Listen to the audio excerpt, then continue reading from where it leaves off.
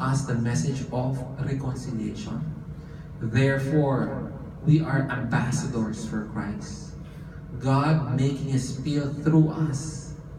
We implore you on behalf of Christ, be reconciled with Christ, with God.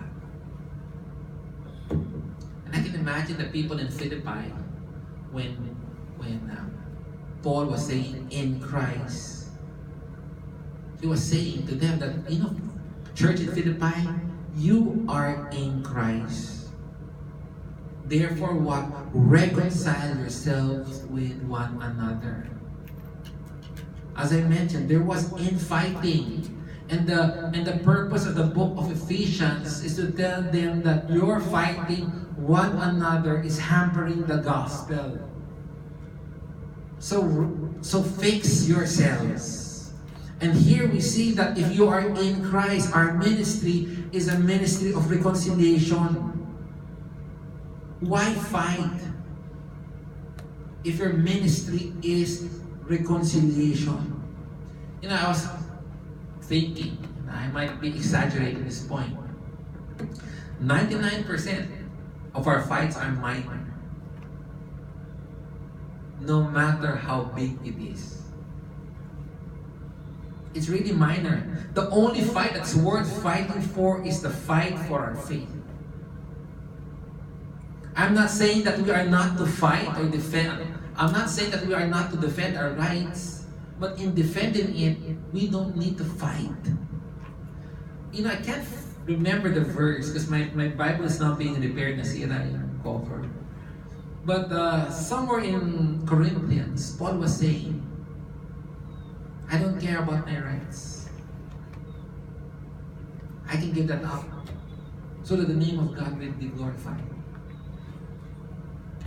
The problem is nowadays Christians, they undermine that ministry because of their quarrels, because they don't want to reconcile with this or that person. When in reality, we were called to be a minister of reconciliation.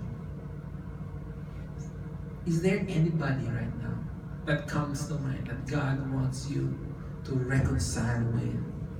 Because you are the instrument that God uses for man to reconcile himself to God.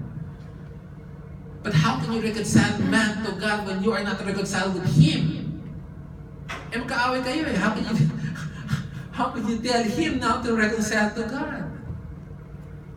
Your pride, our pride, is hampering the reconciliation between man and God. Because we cannot reconcile with our fellow brothers. We are called to be the agents of God, to reconcile man to God. And that means we need to reconcile with one another. 1 Corinthians chapter 1, verse 13.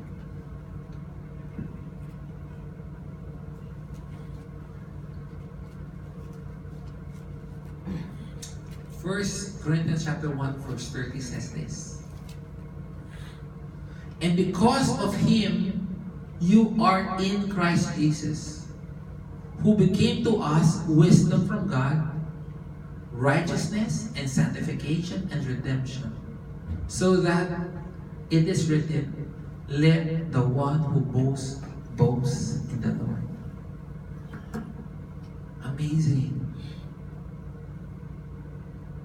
Because we are in Christ, the wisdom of God is ours. Because we are in Christ, righteousness is ours. Because we are in Christ, sanctification is ours. Because we are in Christ, redemption is ours. And Paul is saying, instead of fighting, realize that you are in Christ. That we are to reconcile with one another. Every aspect of our Christianity is anchored in the work of Christ. And anything that we can boast of, we can only boast of because we are in Christ.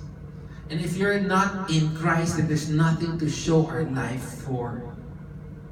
There's nothing to present ourselves to God with. The forgiveness of our sin is because of the fact that we're in Christ. The victorious Christian life is because we are in Christ. The future inheritance we have is because we are in Christ. When He died, we died. When He was buried, we were buried. When He was raised from the dead, we were raised from the dead. When He returns, we will return. As much as Christ was living His righteous life in us and for us while He was on earth, we are to live for Him in our lives while we are here on earth. When Christ was alive, He was doing all of this for our credit.